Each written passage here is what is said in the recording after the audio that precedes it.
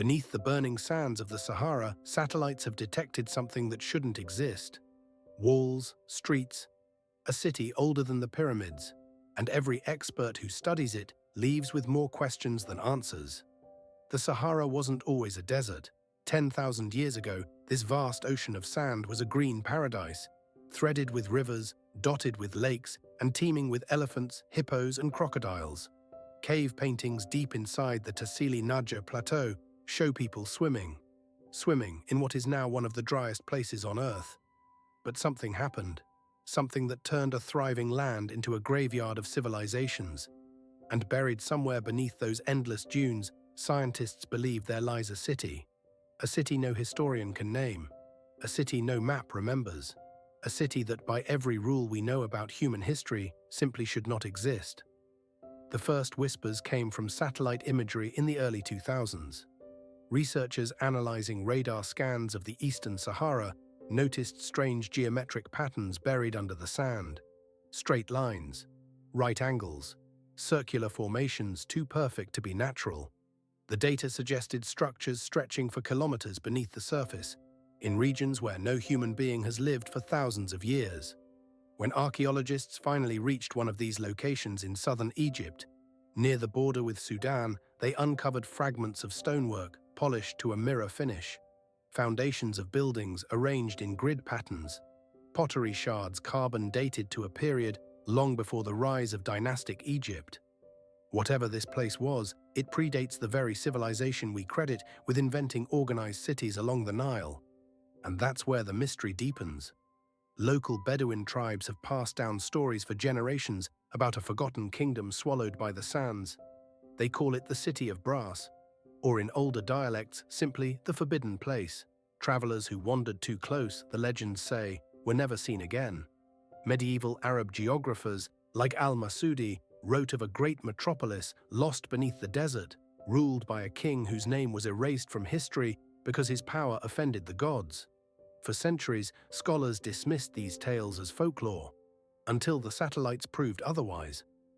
In 2011, a team from the University of Leicester announced the discovery of more than 100 fortified settlements scattered across the Libyan Sahara. The civilization responsible was called the Garamantes, and according to traditional history, they were nothing more than a tribal people. But what the satellites revealed told a different story. Castle-like structures, sophisticated underground irrigation systems known as fogaras, stretching for hundreds of miles, complex urban planning that rivals anything in the ancient Mediterranean. How could a so-called minor tribe build something this advanced in the middle of a desert without leaving a trace in the historical record? And here is where the story takes its strangest turn. Some of the structures discovered through ground-penetrating radar appear to predate the Garamantes by thousands of years.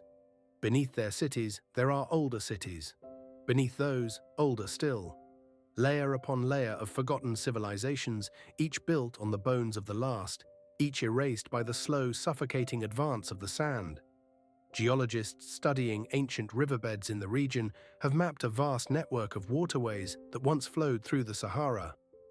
These rivers were larger than the Nile, and along their banks, traces of human activity stretch back more than 200,000 years. Stone tools, burial sites, evidence of agriculture in places that are now nothing but barren wasteland, which raises an unsettling possibility. What if everything we believe about the origins of civilization is wrong? Mainstream history teaches us that complex societies emerged in Mesopotamia and Egypt around 5,000 years ago. But if cities existed beneath the Sahara before the desert formed, before the rivers dried, before the rains stopped falling, then the cradle of humanity might be buried under the very dunes we cross today without a second thought. There's a reason this story isn't on the front page of every newspaper. Excavating in the Sahara is brutal work. Temperatures climb above 50 degrees Celsius. Sandstorms can bury an entire dig site in a single afternoon. Political instability across the region makes long-term research nearly impossible. Many of the most promising sites lie in zones controlled by armed groups or scattered with unexploded ordnance from past wars. And then there are the disappearances. Multiple expeditions over the past century have set out to investigate rumored ruins.